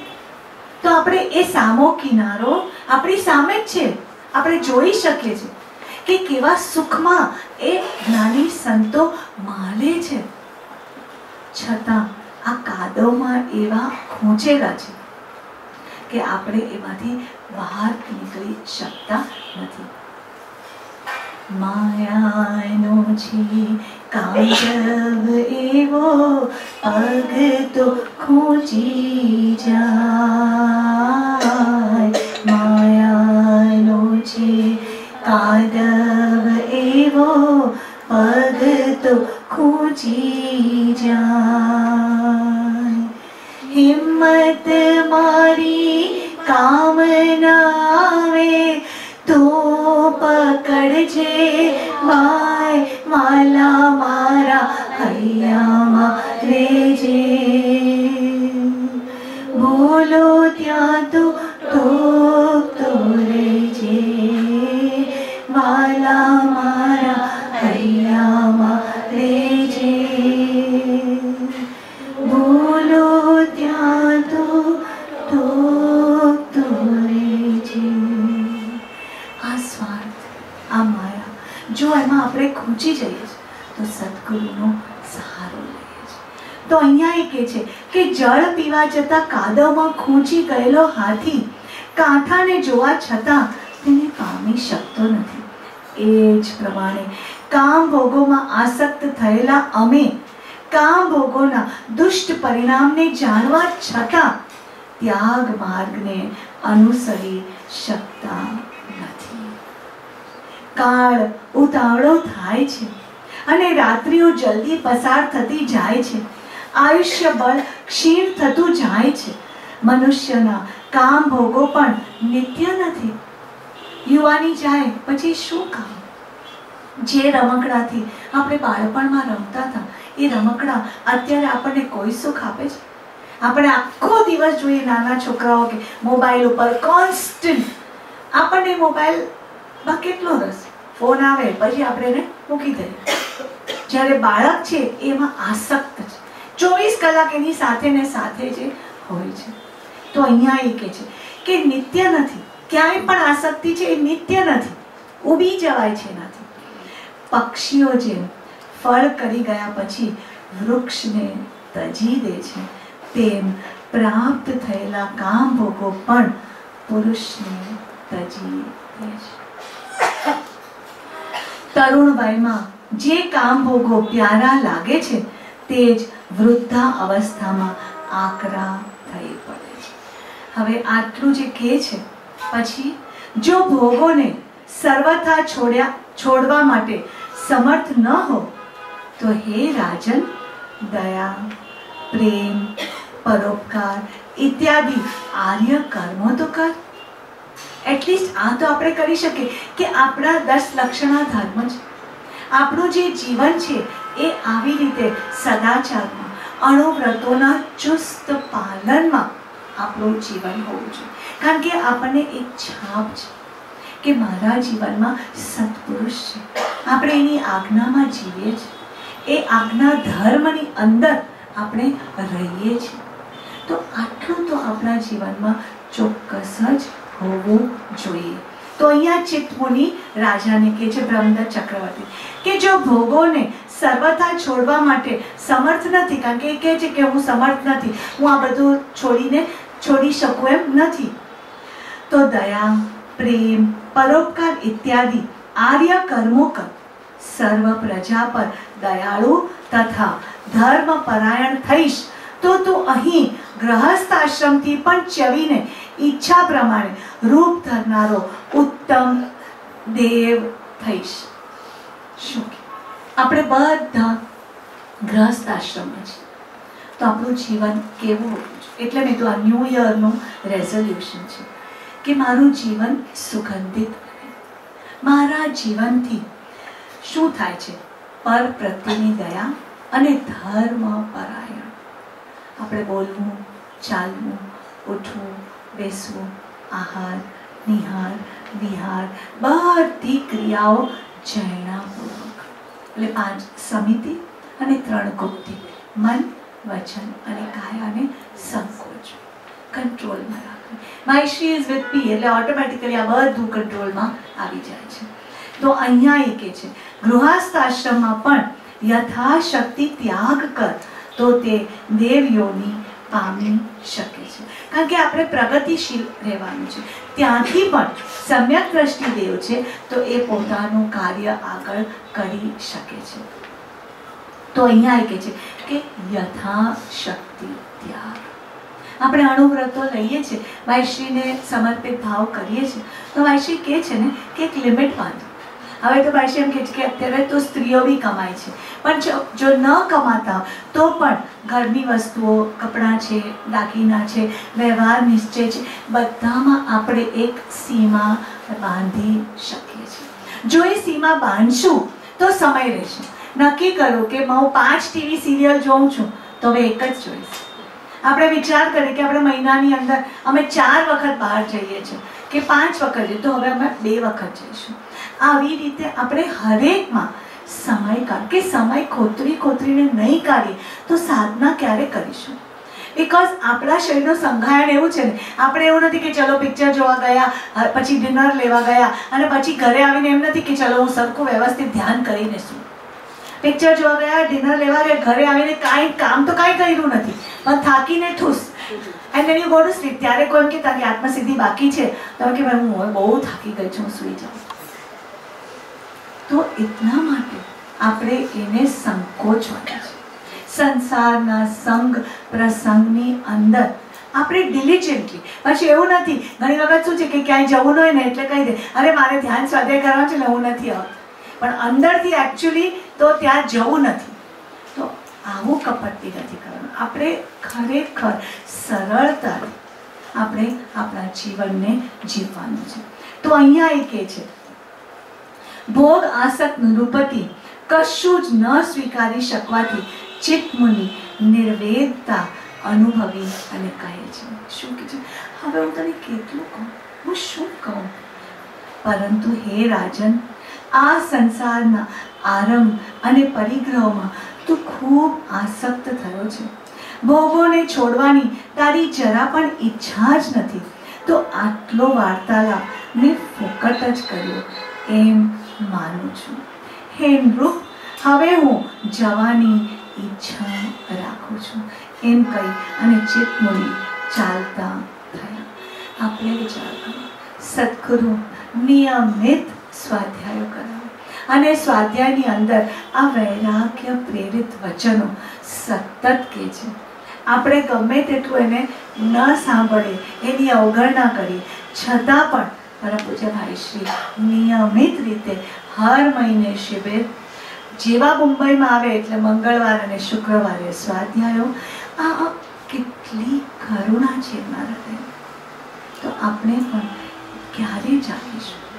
ભલે બ્રહ્મદત્ત ચક્રવર્તીનો આ વાર્તાલાપ પછી આપણે ખ્યાલ આવે કે ચિત્તમુનિ તો ચાલ્યા જાય છે, પછી શું થાય છે? પંચાલપતિ બ્રહ્મદત્ત તે પવિત્ર સાધુનું વચન ન માન્યું અને જેવા ઉત્તમ કામ ભોગવ્યા તેવા જ ઉત્તમ નરકમાં તે ચાલ્યો ગયો. જેવા કર્મ કર્યા એવું ફળ એમને પ્રાપ્ત થાય છે.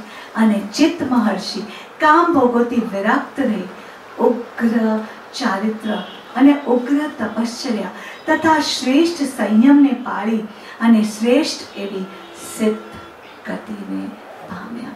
એટલે આ એક્ઝામ્પલ એવું છે કે સ્વાર્થ તરફ જનારો જીવ છે તો એ અધોગતિને પ્રાપ્ત થાય છે, અને પરમાર્થ તરફ ચિત્તમુનિ જાય છે તો એ ઉર્ધ્વ ગતિને પ્રાપ્ત થાય છે. ભોગોને ભોગવ્યા પછી ત્યાગવા એ દુર્લભ અને આસક્તિ હટાવવી એ અતિ દુર્લભ છે.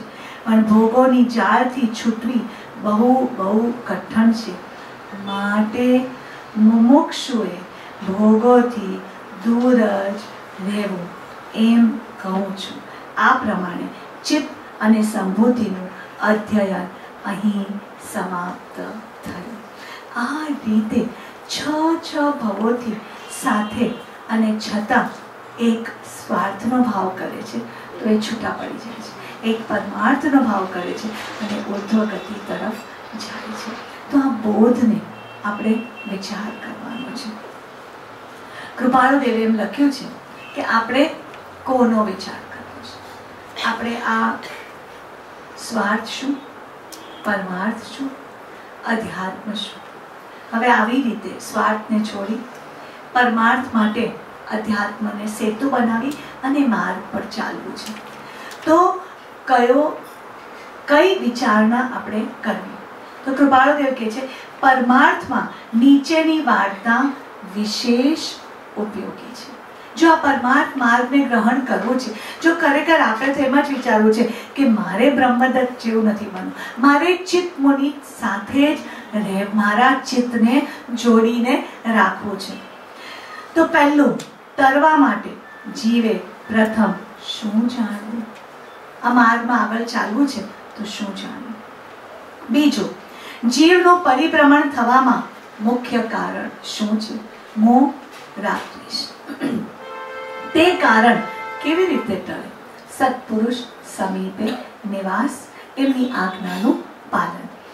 તે માટે સુગમમાં સુગમ એટલે થોડા કાળમાં ફાયદાકારક થાય એવો કયો ઉપાય છે? સત્સંગ. એવો કોઈ પુરુષ હશે કે જેથી આ વિષયોનો નિર્ણય પ્રાપ્ત થાય? હા, બહુ રત્ન વસુંધરા. કોઈ પણ કાળ એવો નથી કે જ્યાં સત્પુરુષ ન હોય. સત્પુરુષ વિહોણી ભૂમિ છે જ નહીં. અને આપણે તો ભાગ્યશાળી છે, આપણે ક્યાંય આમ ગોતવા જવાની જરૂર નથી, આપણે હાજરા હજૂર છે. આ કાળમાં એવો પુરુષ હોય એમ તમે એટલે શ્રી રેવાશંકરભાઈ તથા શ્રી ખીમજીભાઈ ધારો છો? કૃપાળુદેવ એને પૂછે છે તો એ લોકો તો હા જ પાડે, કારણ કે કૃપાળુદેવ સાથે સંલગ્ન રહેલા છે. અને ધારો છો તો કેવા કારણોથી? આપણે તો કહી શકીએ કે હા, આપણને ભગવાન મહાવીર પ્રત્યે, પરમ કૃપાળુદેવ પ્રત્યે અને ગુરુવર્યો પ્રત્યે એટલે બાપુજી છે, ગુરુમા છે, ભાઈશ્રી છે, તો એમના પ્રત્યે કયા કારણોથી કે આપણે એમની અંદર એ ક્ષમતા, એ ધીરજ, એ સહિષ્ણુતા, એ સતત રહેતો આનંદ, એ સંભાવ આપણે જોયેલો છે. નજરો નજર હરેક પ્રસંગમાં જોયેલો છે. અને એમની દ્રષ્ટિ બી એટલી બધી પ્રમોદ ભાવના. આ વખતે અમે જાત્રામાં ગયા એટલે નેચરલ છે કે આટલા બધા 100-150 જણા હોય તો કાંઈ ને કાંઈ ઘટના બને. તો એક વિપરીત ઘટનાના કારણે પરમ પૂજ્ય ભાઈશ્રીને એનું રિપોર્ટિંગ ચાલતું હતું. હું ત્યાં બાજુમાં બેઠી, 10 મિનિટ સુધી બધું ચાલ્યું, આમ થયું, આમ થયું, આમ થયું. તો ભાઈશ્રીએ બધું સાંભળ્યા બને એટલે અંદરથી મને બી એ જે બનતું હતું એમાં મેં બી 1-2 વસ્તુ ઓબ્ઝર્વ કરી. એટલે મારા મનમાં એવો ભાવ થયો કે હા સાચું છે, આમ બી થયું હતું, આમ બી થયું હતું. ભાઈશ્રીએ શું કીધું તમને ખબર છે? એ જીવમાં અત્યાર સુધીમાં કેટલો બધો પરિવર્તન આવી ગયો છે.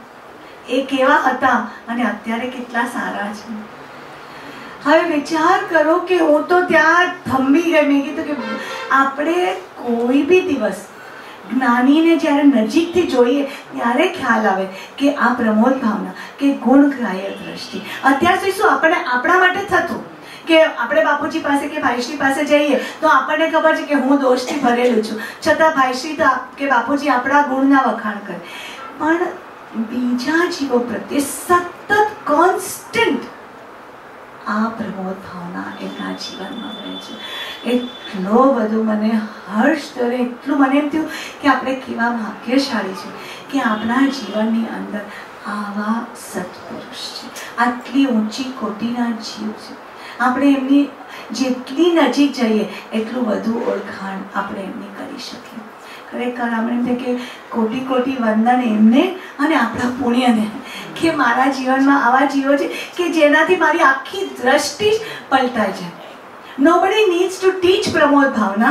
Nobody needs to say કે મારે કોઈના દોષ જોવા નહીં. I just need to see him. અને એમને જોઈ અને મારું આખું જીવન પરિવર્તિત થઈ જાય છે. ક્યાંય હવે આપણને એમ ન થાય કે મને કોઈના બી દોષ દેખાય. આ પરમ પૂજ્ય ભાઈ છે, આ જ્ઞાની છે. અહીંયા કૃપાળુદેવ લખે છે ને કે કયા કારણોથી, તો આવા કારણોથી આપણે ભગવાનને, કૃપાળુદેવને અને ગુરુવર્યોને ઓળખી શકીએ છીએ. આવા પુરુષના કઈ લક્ષણ હોય કે કેમ, એટલે એના કઈ જુદા લક્ષણ હોય તો હોય જ છે. હાલ એવા પુરુષ આપણને કયા ઉપાય પ્રાપ્ત હોઈ શકે? આપણે તેમજ કે આપણે કોઈ ઉપાય કર્યા નથી, પણ પુણ્યના ઉદયથી આપણને પ્રાપ્ત છે. જો અમારા એટલે પરમ કૃપાળુ દેવ સંબંધી કઈ પ્રસંગ આવે તો પૂછવું કે મોક્ષ માર્ગની એમને પ્રાપ્તિ છે એવી નિશંકતા તમને છે. આપણા હૃદયમાં આ નિશંકતા છે, આ અતૂટ શ્રદ્ધા છે. શાંતિ બાપુ અહીંયા બેઠા છે, ઘણાને એમ કે આ ભર બપોર છે ને અત્યારે, પણ હું ગુરુદેવ એમ કે આ મધરાત છે, તો તમારે એમ કહેવાનું તહત્ય. આટલી શ્રદ્ધા હોવી જોઈએ કે મને નથી દેખાતું પણ એમ કે દેખાય. આવું શ્રદ્ધા આપણી ભીતર હોવું જોઈએ. આ નિશંકતા છે ગુરુ પ્રત્યે. પ્રવૃત્તિ વાળી દશામાં વર્તતા હોય તો પૂછવું કે એ વિશે તમને વિકલ્પ નથી આવતો, કારણ કે કૃપાળુદેવ ઝવેરાતનો ધંધો કરે અને લોકો તો એ જ જુએ, પણ જેની નજર મુમુક્ષુના નેત્રો જ્ઞાનીને ઓળખે છે. એટલે કૃપાળુદેવ કહે છે કે મને એ કાળકૂટ વિષ જેવા લાગે છે.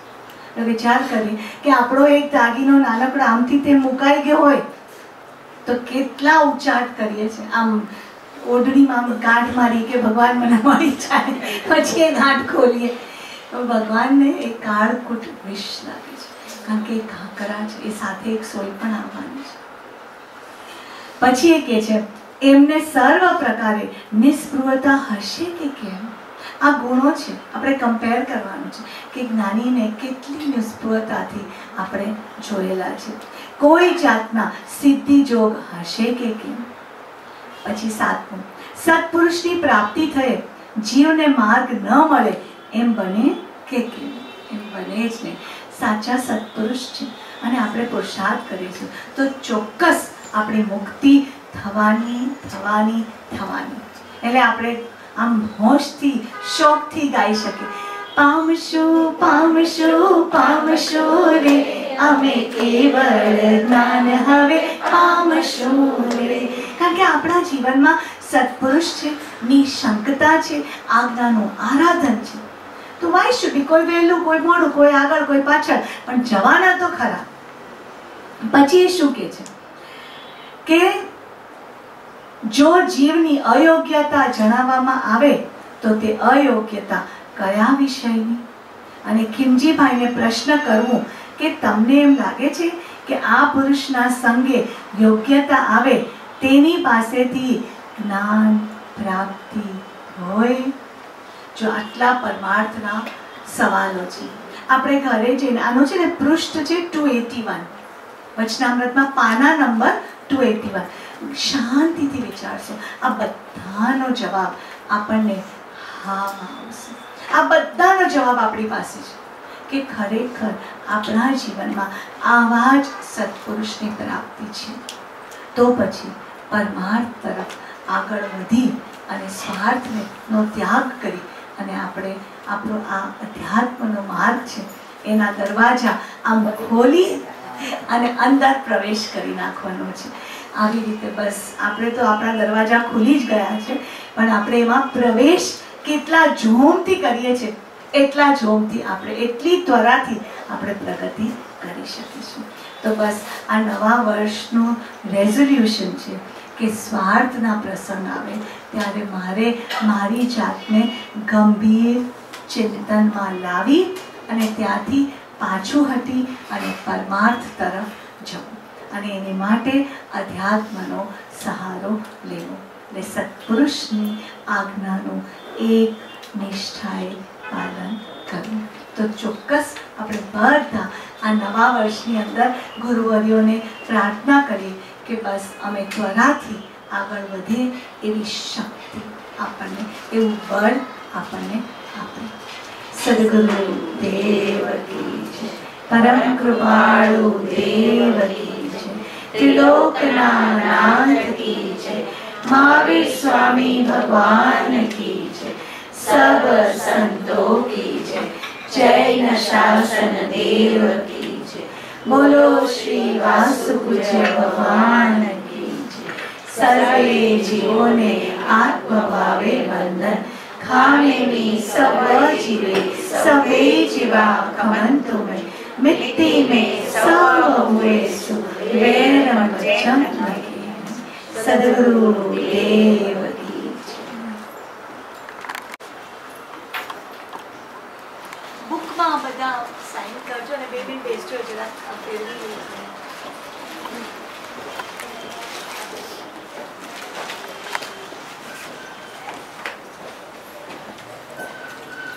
કોઈ કેટલો સરસ ડ્રામા કરેલો ને બંને જણા કેસેટ જોઈતી હું તો ના જોઈ વચ્ચે કરજો.